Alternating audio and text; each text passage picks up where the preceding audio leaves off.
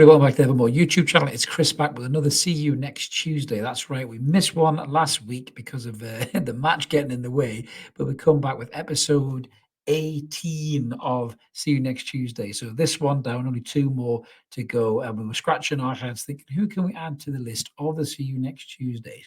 Who has possibly earned their place on this list? We've had previous managers, we've had previous players, we've had previous board members.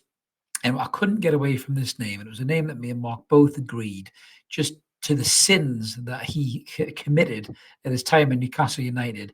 This guy had to get his place on the See You Next Tuesday list. So without further ado, the latest inductee into the See You Next Tuesday list is King Kenny himself, Kenny Dalglish. Now, some of you may think this is a bit harsh, but bear with me and I'm going to explain to you why he deserves his place on the list. I mean, the fact that he gave Mark Lawrenson a job, who you can see sitting looking totally gormless on the sideline there is probably reason enough, but no, there's more in Kenny's locker. So just to give you a little bit of background on Kenny Dalglish. So Kenny Dalglish came into Newcastle United after Kevin Keegan walked out, threw his toys out the pram, left the club sitting fourth in the Premier League. And Dalglish came in.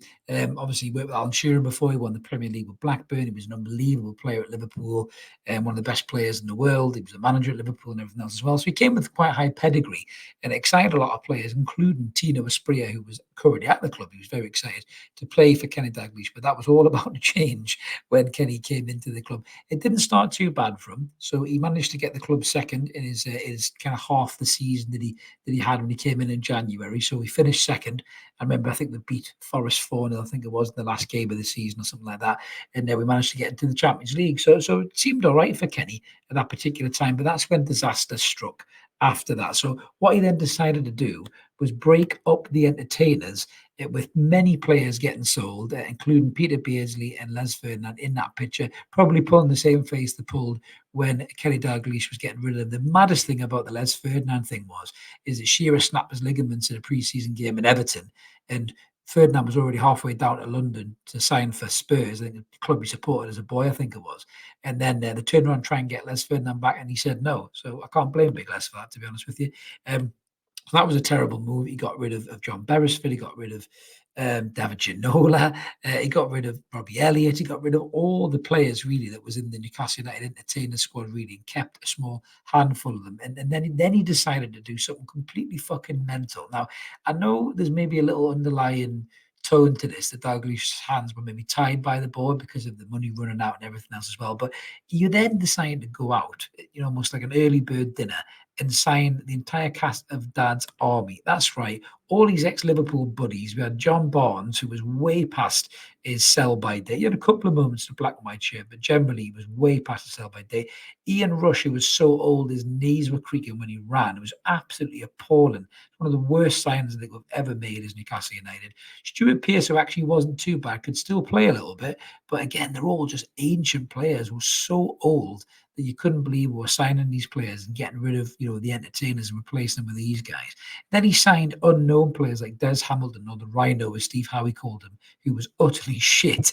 And the most unforgivable bit of all, he gave his fucking son a contract, which I don't understand why. He wasn't particularly great. I think he was at Liverpool with him. He wasn't great at all, Paul Dalglish. Tell me in the comments below, did he do anything in Newcastle shirt? I really don't think he did.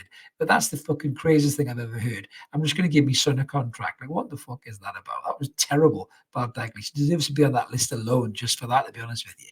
But what happened when he made all these changes? Inevitably, Newcastle United went from being really good to really shit. And we went from being second in the league to 13th in the league. We finished Dalglish's first full season as Newcastle United manager. He only lasted 2 games a season after. He was then sacked and replaced by another inductee on this list, Ruud Gullit. And we all know how that ended, didn't we? But appalling piece of management really by Dalglish. I don't know what happened there. People love Dalglish as immediate darling. The press was saying that the Newcastle Times Newcastle manager was the only time in his career he could deem he was a failure, because he was a rip-roaring success of every other time in there. Now, I know it was a hard job for him to kind of follow King Kevin through the door, but he had pedigree and he had quality, and he should have been able to do that. But going back to Tino Asprilla did a piece a while ago, where he said that basically he called Dalglish as the man who destroyed the entertainers, which is exactly what he's known as, really.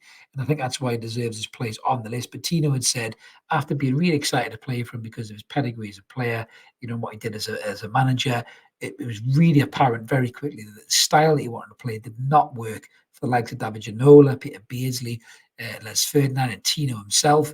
Tino scored that unbelievable hat trick, I think, when Dalglish was still the manager against Barcelona in the Champions League. So that's a fond memory. But they're quite fleeting, from Dalglish. So he then got rid of Tino as well. He was another one on the list that he got rid of as well. So he got rid of all these really good players who did unbelievable things in Newcastle shirts and bought in just replacements who are nowhere near good enough. I will give him some credit. He did sign Gary Speed and he did sign Shea Given. So he got two right. But by and large, most of his signings were utterly, utterly shit. And for me, Kenny Dalglish, you deserve your place on the CU next Tuesday list. Let us know what you guys think in the comments below. Am I being too harsh? Does Kenny not deserve to be on this list, or do you fully agree with me?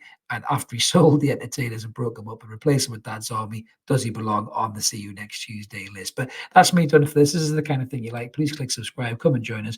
We're nearly on 4,400 subs, so we're getting really close to that 4,500. When we get there, we're going to announce what the 5K subscriber prize is, and we want everybody to try and get us to 5K as quick as we possibly can. So smash that button, come and join us, like the video as well, help us get it on YouTube. We'll be back with some more. See you next Tuesday. Inductees soon. Only two more to go after this, and then we're going to flip the script and we're going to go back to Throwback Thursdays of the good times of Newcastle United yesteryear. So make sure you check those out as well, guys. And we'll catch you later. Cheers. Bye-bye.